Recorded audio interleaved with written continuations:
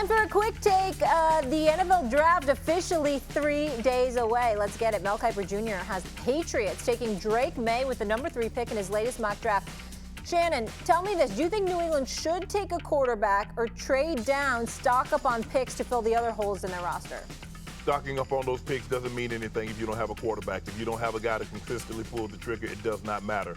You take a quarterback. You need a quarterback. If the Drake May is sitting there, Jaden Daniels, I don't believe Jaden Daniels get past the Commanders at number 2. But if Drake May is on the board, you take him because you need a quarterback. It's time to start all over again.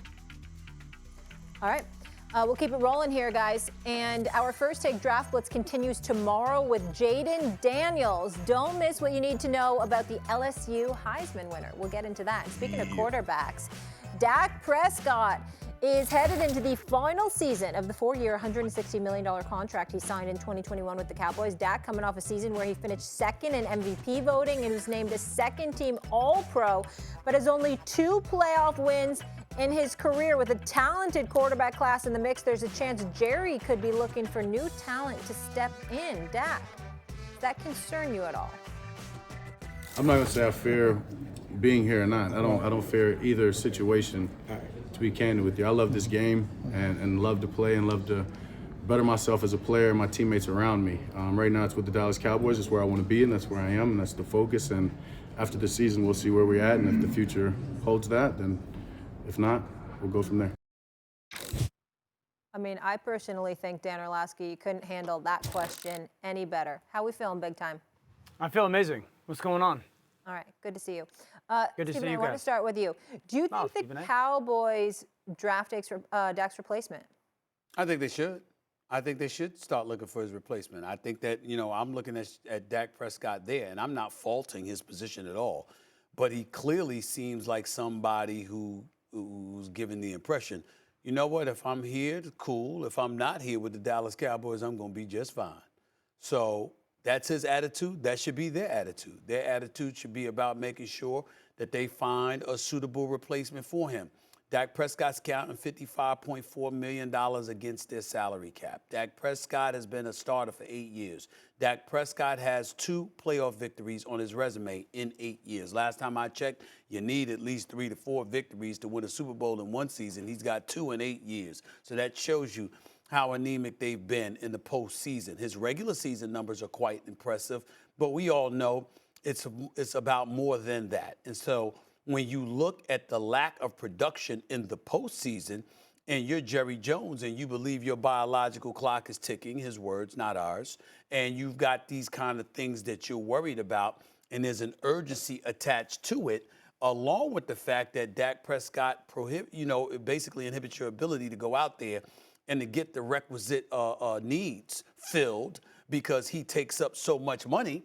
You're damn right you should consider getting somebody that's younger, somebody that's capable of stepping right in and doing what they do for you. The advantage is that if it's a guy that's younger and what have you, basically based on Dak's resume, all you got to do is get to the postseason. If you've done that, you've damn near equaled what Dak Prescott has done anyway, and you'd be considerably cheaper. Why shouldn't they consider it? I think they should.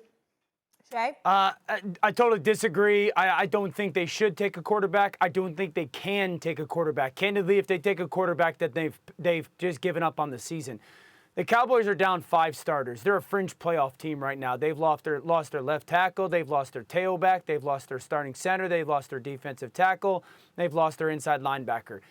They only have 3 picks in the top 175 picks of the NFL draft. Even if they hit on all 3 of those players, they're still down 2 positions when it comes to being a playoff contending football team. So to use one of those picks on a quarterback would be like them signaling with the white flag, hey, this era, this run, us taking ourselves seriously as a contender in the NFC East and certainly as a playoff football team is done. I agree with Stephen A. in regards to this. Here's where, I've heard his team or camp is upset that the contract negotiations haven't started, the extension. All right, leverage only matters if the results paid off. Okay, so yes, while he has wild leverage, and that's a credit to him and his team, his past 2 regular seasons are basically a wash. 2 years ago, he was bad when he led the NFL interceptions. Last year, he was really good. So the last 2 years washed away the regular season. I think Dallas is in a wildly unique situation because they don't have enough picks to rebuild their football team to be a legit playoff contender, and they can't take a quarterback because if they want to be a legit contender, they need to use those 3 picks.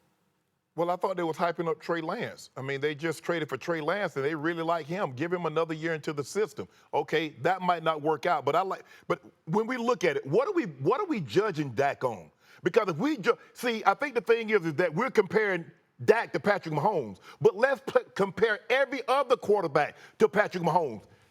Every other quarterback, not just Dak. Playoffs.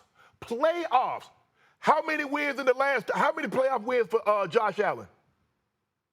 Probably 3 or 4. And you paid him a boatload of money. So Shannon, but you cannot tell me that the playoff performances between those 2 individuals are laterally comparable. How did Josh Allen look against Cincinnati 2 years ago? How did he look against Kansas City? Fine, they got dump trucked at the line of scrimmage. That was a line of scrimmage game. You see what you do. Dude, Joe Mixon ran for like a $180. Stephen A. Put Stephen A. up. I want to see Stephen A. Let me pull up Stephen A. Stephen A. You see what he did? What? When Josh Allen doesn't play well, we blame it on the line of scrimmage. When Dak, we never put it on the line of scrimmage. We never say the defense gave up 48 points to Green Bay. We absolutely did that, Shannon. Not you. Not you, Dan. I literally did it on TV the next day. No. You're very passive. You oh my gosh, dude, that's not true. You don't keep the same energy. You don't. When you're talking. I absolutely do. You don't. So has Dak Prescott ever had a Josh Allen game like last year's game against Kansas City? Cut then, because the last 2 years his playoff performances has been awful. Last year's playoff performance was awful against Kansas City. How he look against Kansas City? He was fantastic. Wow. Well, hey, if I'm losing in home playoff games, I don't want to look fantastic. Back-to-back years, he lost home playoff losses. You guys said 2 weeks ago when the Stephon Diggs trade happened that if he catches that ball, they don't even lose that game. Hey, whoa. If he stopped turning it over, they wouldn't be in that situation. Stephen A., let me tell you why I like the way Dak handled that situation, because he's like, look, I'm here, I'm a Cowboy now. And I love being with the Cowboys. And after the season, if we don't get something worked out, we'll deal with that then. Because this is a relationship. This is what we know. Once we find out, once we're in a relationship and one party finds out the other is more in love with the other than I am, we start to play games. See, the Cowboys will use that love against Dak Prescott. Well, he's going to give us a hometown discount, and we'll get him 10+ million under market value. Dak says, nah, I'm not giving you no discount.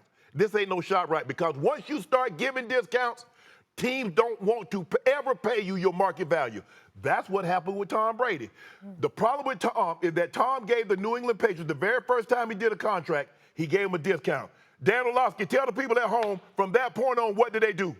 They never wanted to pay Tom his market value, and everybody else that got a contract had to take below market value because Tom did. If I'm Dak Prescott, I'm not giving the Cowboys a hometown discount, because there are too many other teams out there that would need Dak Prescott's services. I'm not saying Dak is a top 5 quarterback, but Dak Prescott can make a lot of other teams better than what they are. I'm not giving the Cowboys that discount. I'm not doing it. But then don't get upset about it then. I'm fine with that. Like, I'm fine with that. But then we can't be upset that if the Cowboys choose to do something else in the future. It's a credit to Dak and his reps that they got the deal and they have the leverage. My point is this, Shannon. Having the leverage without the production, it kind of minimizes that leverage. They were never able to take advantage this offseason. They weren't able to go back to Dallas and say, like, hey, he took you guys to the NFC Championship game, and in the first 2 rounds, he was fantastic. And the first 2.5 quarters of their game against Green Bay, he was really bad. And so that's my point is, like, yes, you have the leverage, but you haven't been able to take advantage of that leverage. Sure. Well, the future for Dak is up in the air. Who you got? Now, if you're telling me you already have him in Trey Lance, of course, that notion that I threw out there goes out the window. I understand that, but I'm assuming that's not the case. And if that's not the case, Do you stand pat? Do you not do anything to address a need at the quarterback position?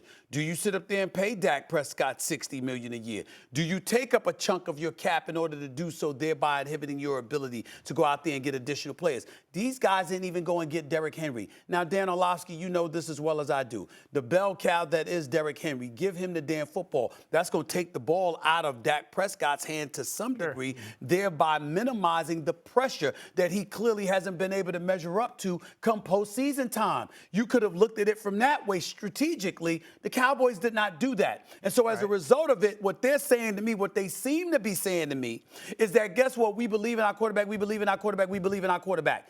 Even though we all have reason to believe you shouldn't come postseason time. He seems to sense that there's some trepidation when it comes to him. His brother's on social media praising the Eagles and stuff like that. Justifiably so.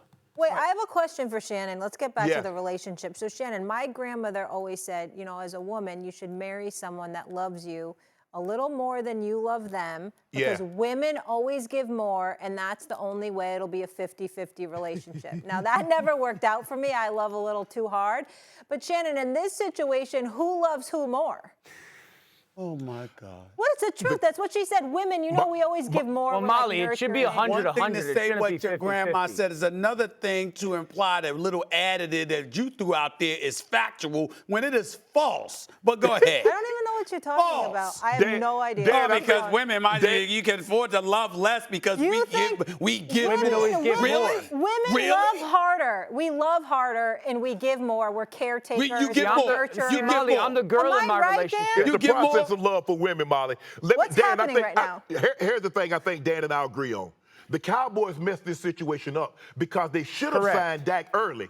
Because when Carson Wentz and Jared Goff got their deals, Jerry waited. So he wanted to give Dak a similar deal after those guys had already signed. He was like, no, you made me play my contract out.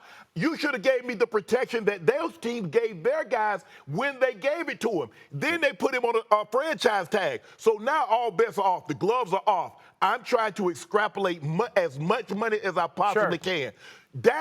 Jerry did this. And another thing, Dak has never put his arms around Jerry the way the other players, the other quarterbacks have. That's Tony what I Romo said. and the other players. That's what I said.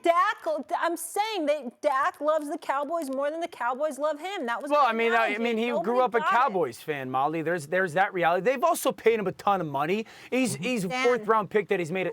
We got to go to break, y'all. We got to go to break. We got to go. I'm buying everybody lunch, Mr. Dips tomorrow. I know you love a free lunch if you want to come on down and do the show from the Seaport. Okay, count me in.